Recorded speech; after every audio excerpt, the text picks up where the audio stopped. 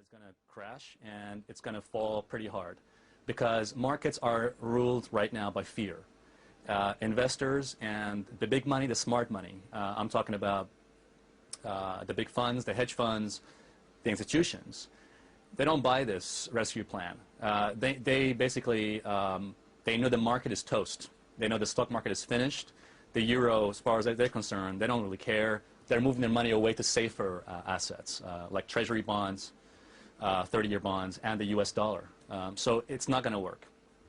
We keep hearing that whatever the politicians are suggesting, and admittedly it's all been rather woolly so far, isn't right. Can you pin down exactly what would keep investors happy, make them feel more confident? That's a tough one. Personally, it doesn't matter. See, I'm a trader. I don't really care about that kind of stuff. I go with what if I see an opportunity to make money, I go with that. So for most traders, it's not about we don't really care that much how they're going to fix the economy, how they're going to fix the whole situation. Our job is to make money from it. And personally, I've been dreaming of this moment for 3 years. I have a confession, which is I go to bed every night, I dream of another recession. I dream of another moment like this. Why? Because people don't seem to maybe remember, but the 30s depression, the depression in the 30s, wasn't just about a market crash. There were some people who were prepared to make money from that crash. And I think anybody can do that. It isn't just for some people in the elite. Anybody can actually make money. It's an opportunity. When the market crashes, when the euro and the big stock markets crash, if you know what to do, if you have the right plan to set up, you can make a lot of money from this. For example, hedging strategies is one. Then investing in bonds, treasury bonds, that sort of stuff. If you could see the people around me, jaws have collectively dropped at what you've just said. I mean, we appreciate your candour, however, it doesn't help the rest of us, does it, or the rest of the Eurozone? I would say this, listen, I would say this to everybody who's watching this. This economic crisis is like a cancer. If you just wait and wait thinking this is going to go away, just like a cancer, it's going to grow and it's going to be too late. What I would say to everybody is get prepared. This is not a time right now to wishful thinking the government is going to sort things out. The governments don't rule the world. Goldman Sachs rules the world. Goldman Sachs does not care about this rescue package, neither does the big funds. So actually, what I would actually tell people, I want to help people. People can make money from this. It isn't just traders.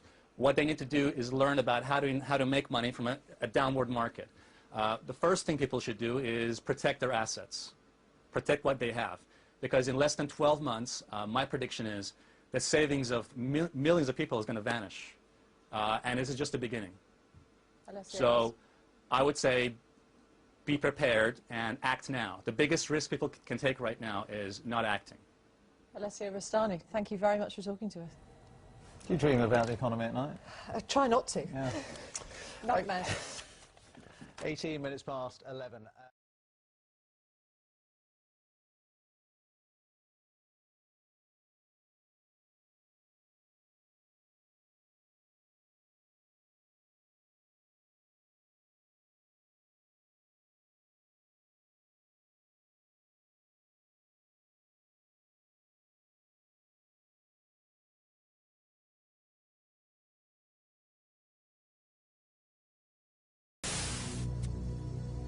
It is morning here, so there's no news to speak of yet. But there will be.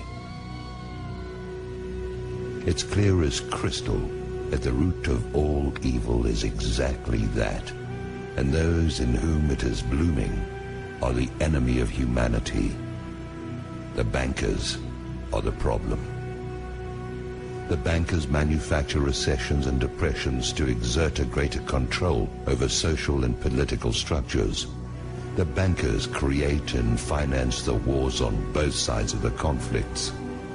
The bankers orchestrate famine, poverty, and want.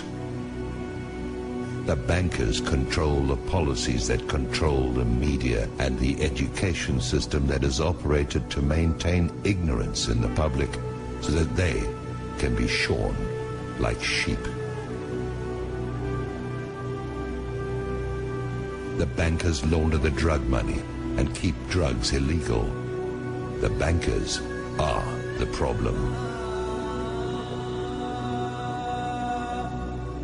The international banker is the scum of the earth, and they have to be brought to account. What will accomplish this? There are several possibilities. One of them is a real run on Wall Street, where the public goes into their offices and dispenses frontier justice on their person.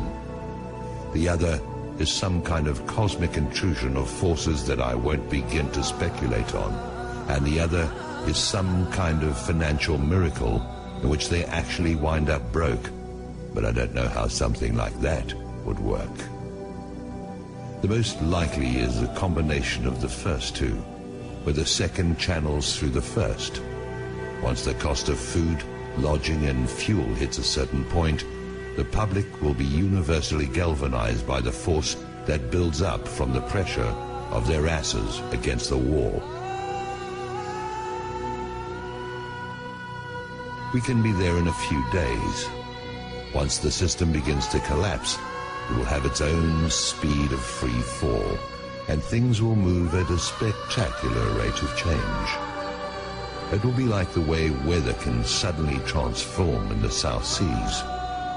At the point when this begins to occur, the probability of global conflict will accelerate to maximum thrust. This is the primary truth about imperial currency activity. When the money goes south, violent attention goes east. Yes, maybe it will all just limp along on crutches while plastered with band-aids, but that goes contrary to the mathematics. You can spread the numbers only so thinly, or you can only press them together so much, and you're going to get holes appearing in the net all over the place, or you're going to get implosion. Do I have any idea what I'm talking about? It is possible that I do not. There's an area where allegorical poetry gains a mystical influx of metaphysical certainty that is no different from the theoretical physics, where theory is just another word for things we don't want to accept as inevitable.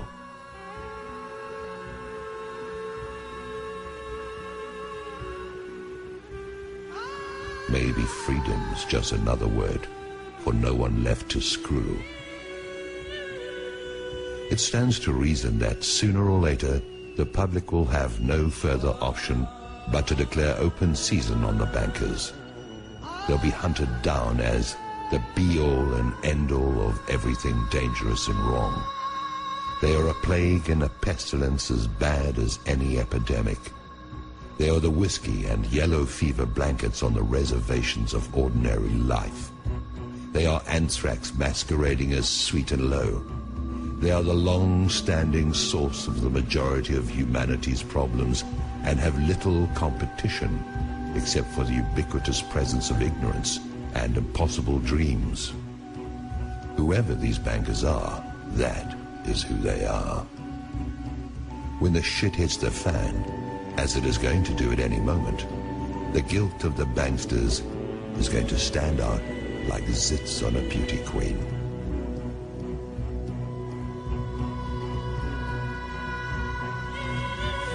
The transformation in the mind of the public is going to be immediate.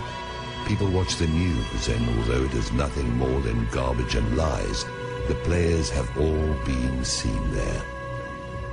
They've been seen in Congress, and they've been seen wherever the lies created to defend them have been publicized. They are a known quantity. There is no argument of any kind that can be used to generate sympathy for the bankers, who are either behind or finance every outrage against the public that is in existence. Now, their day is at hand, and they show no signs of having any kind of clue. They sit at their vanities and admire their image like Marie Antoinette. They whoop it up like Louis XVI in Versailles, surrounded by gold leaf wallpaper and sycophants, while they diddle the sons and daughters of a dying empire that they brought to pass.